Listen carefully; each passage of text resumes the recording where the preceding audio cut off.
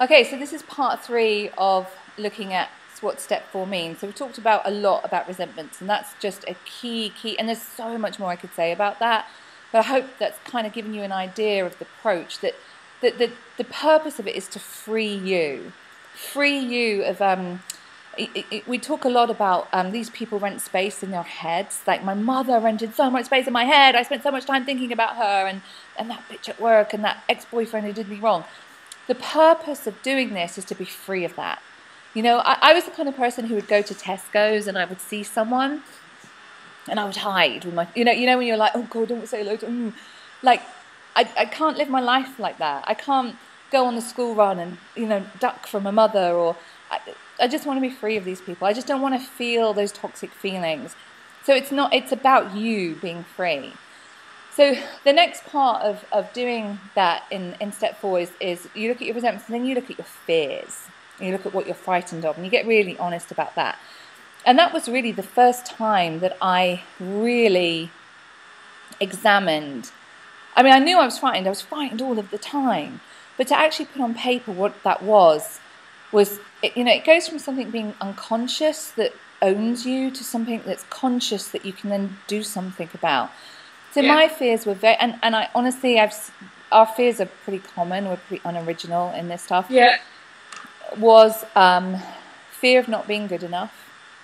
I was always frightened that people would find out I was not a proper grown-up, and that I was sort of impersonating, and I was a silly child who should be dismissed. I was frightened that I was never going to be loved.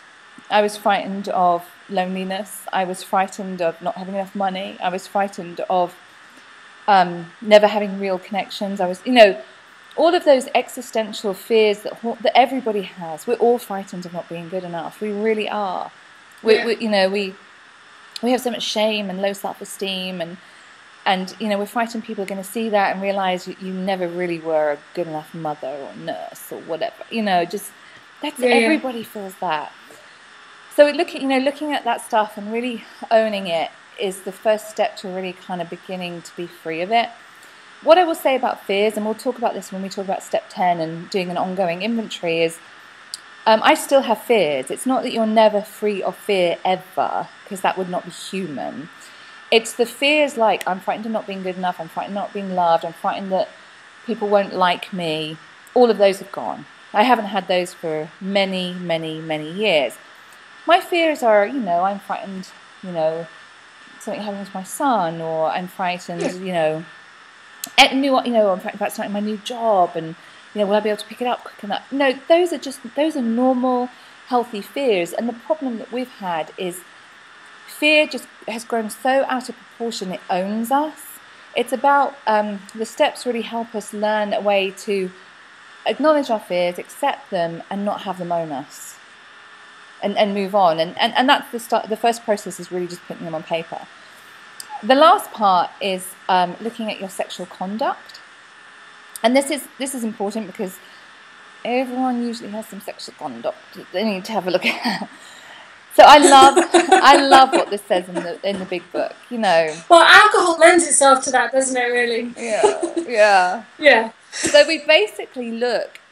We do a list, and it's not every person we've ever had sex with in our whole lives. It's basically, we look at our relationships, our sexual relationships, where we still have shame and guilt, and it's really looking at that stuff. So, you know, honestly, I can tell you it falls into these categories. For women, we look at it, what comes up is usually where we have used sex to get love, and we've used sex because we're lonely or insecure, and so therefore our sexual relationship was never authentic, and therefore, you know, in that way it's usually been abusive to somebody, sometimes our partner, sometimes ourselves. You know, I had lots of affairs, all that kind of stuff. We do look at how our sexual conduct has harmed others. So we also do look at, you know, I had an affair with a married man, you know, so my sexual conduct hurt his wife and children. For men, it's, you know, they usually love to get sex. And what I love about, it says this in the big book, and this is what, I have a 3-year-old little boy, and this is how I want to educate him about sex, is I want to use it straight from the big book. And it says that that nobody should define your sexuality but you. That's, you know, what you deem to be authentic for you is right. And there's only two questions you ever need to ask yourself is it selfish? And will I hurt another person through my sex conduct? And that's it.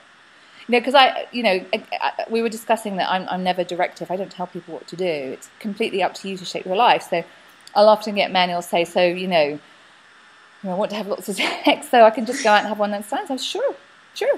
You just have to follow these rules. That's it. Because if you don't, you'll drink again. And it'll make you feel bad. Yeah. I've worked with a lot of guys, and trust me, even the real gigolos and different girl every night, they feel really crappy. They're not happy. They're really, really empty, lost, and they really are looking for meaningful connection, but have no idea how to do it. And that it's just really, really interesting. So we do look at where we've hurt people through our sex conduct. And again, we'll go into this later, but you don't worry, nobody's going to tell you to just turn up at the wife of the guy that you slept with 5 years ago and confess everything to him. We don't do that, but we do get honest and have a look at what we've done and where we've misbehaved. And then and it's really about shaping an ideal for the future. Yeah. Does that make sense?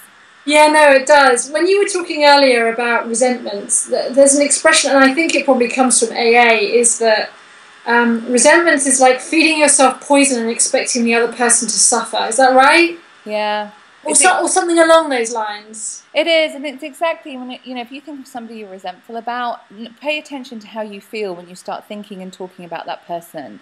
I mean, it's an ugly feeling, it's that, and you can see it in other people when they start, and you can see their resentment and bitterness. This is about us being free. Recovery is about having freedom in your mind, because it's what goes on in your mind that will get you drunk again. Those kind of resentments, avoiding people at the supermarket, or wanting to murder your mother every time you see her, or just feeling like every time you see that bitch at work. You can't live like that. You just can't live a happy, productive life. We need to. We will always have difficult people in our lives forever. It's not about changing those difficult people. It's about changing our response to those difficult people. And it's about being free. Again. Yeah. So the ultimate goal out of all of this is for you to be free of those people, so that somebody can talk about your mom, or and you just don't feel that feeling anymore, that kind of toxic, and being free of those fears, and then being able to handle your fears in a manageable way, and then not cause harm to yourself or to others through your sexual conduct. We also look at kind of things that maybe didn't come up on any of the inventories, like I stole money when I was drinking, and I can't remember who the person was. It was someone I used to clean for, and we look at perhaps things like just things that really bother us. Maybe we've stolen money. Maybe we've just done something we're deeply ashamed of, and we look at how we can make those things right.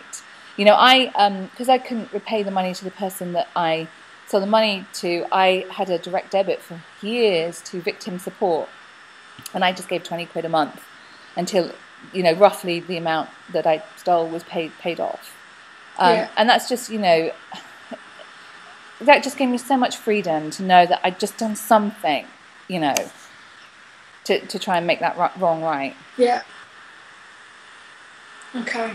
Fabulous. So it's a very complex step, isn't it? It is. And I mean, thank you very much. That's really just an overview. I mean, there's so much more we could talk about, but yeah. And how long do you spend with a sponsor going through step 4?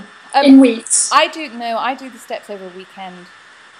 So wow. I do 12 steps over a weekend, yeah. Awesome. Holy cow. Yeah, we don't dilly-dally, we get right to it. So next time we'll be talking about step 5. Great, thank you very much, Veronica.